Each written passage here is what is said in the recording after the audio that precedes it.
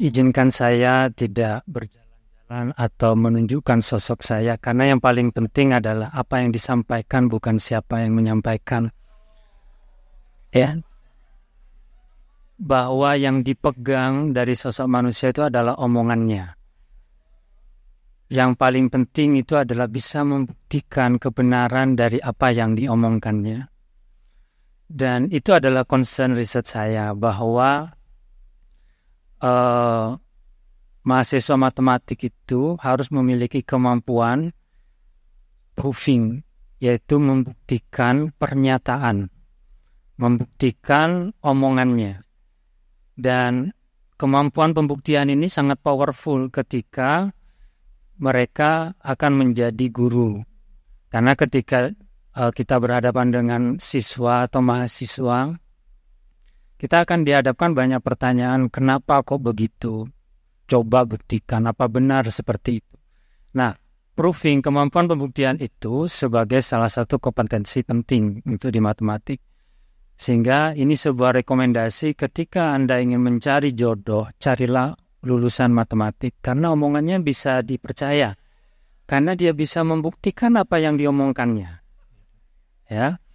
Dan riset saya tentang bagaimana kita melatih, menyiapkan calon guru supaya memiliki kemampuan untuk bisa membuktikan. Secara spesifik, kami itu berangkat dari sebuah keresahan pribadi saya ketika saya mengajar tentang pembuktian di jurusan kami, dulu jurusan, sekarang departemen. Mahasiswa itu banyak mengalami kesulitan ketika mereka mau membuktikan pernyataan. Ini cara membuktikannya mulainya dari mana? Kemudian kita berangkat dari statement apa supaya kesimpulan akhirnya bisa terbukti. Apa saja yang harus ada dalam suatu proses pembuktian? Komponen bukti itu apa saja? Nah, disinilah yang menjadi concern saya. Sehingga apa yang saya alami berdasarkan observasi dan juga wawancara dengan para dosen, memang itu yang sering dijumpai di perkuliahan gitu ya. Sehingga saya ingin menawarkan sebuah solusi konkret. Kira-kira pembelajarannya, desain intervensinya itu seperti apa? Kemudian aktivitasnya itu apa saja? Apa yang harus disiapkan aktivitasnya, seperti tadi yang disampaikan oleh Prof. Banji, bahwa pembelajaran itu adalah menyiapkan aktivitas, menyiapkan tantangan supaya anaknya tertrigger untuk berpikir dan bernalar. Sehingga tidak menyiapkan bahan-bahan untuk dihafalkan, karena selama ini yang terjadi seperti itu akibatnya apa? Matematik itu menjadi pelajaran yang membosankan karena dia merasa harus menghafalkan banyak rumus. Karena yang paling penting adalah memahami dan mampu bernalar bagaimana rumus itu bisa formulasinya seperti itu. Dan itu yang secara teori akan terus bertahan lama. Memang slide ini sengaja saya tidak pindah karena waktunya 5 menit. Jadi saya cuma menampilkan prolog-prolognya saja ya. Karena tujuan diseminasi ini adalah semacam spoiler. Akhirnya orang tertarik isinya apa. Sehingga saya tidak buka isinya, tapi cukup sampulnya saja. Jadi operator tidak usah bingung kapan kata next-nya dimunculkan. Karena memang tidak perlu saya munculkan next-nya. Karena yang paling penting adalah apa yang saya sampaikan bisa diterima gitu ya. Nah, kemudian yang saya siapkan adalah dari riset saya itu berangkat dulu dari hypothetical learning trajectory.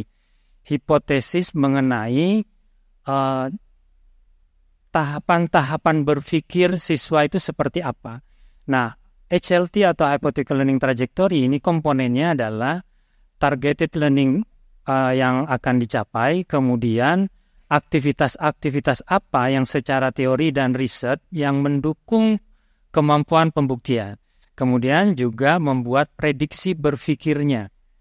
Tujuannya apa membuat prediksi? Karena kita tahu bahwa mahasiswa yang kita hadapi itu kemampuannya berbeda. Mungkin sekarang term yang digunakan adalah berdiferensiasi ya. Bahwa kita berhadapan dengan mahasiswa yang kemampuannya berbeda, bakatnya berbeda, passionnya berbeda, gaya belajarnya berbeda.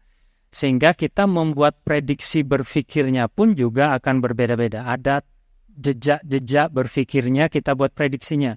Kalau anak startnya dari level 0, nanti berpikirnya atau stimulannya seperti apa supaya kemampuan menyusun buktinya itu bisa dicapai. Nah, disitulah peran HLT.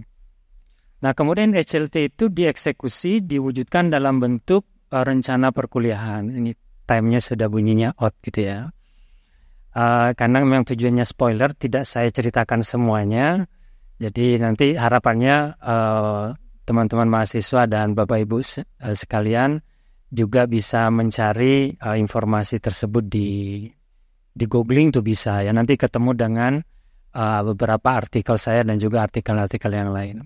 Mungkin itu saja. Terima kasih Bu Ani yang baik hati atas pengantarnya tadi, Ibu moderatornya. Kurang lebihnya mohon maaf. Assalamualaikum warahmatullahi wabarakatuh. Waalaikumsalam warahmatullahi wabarakatuh.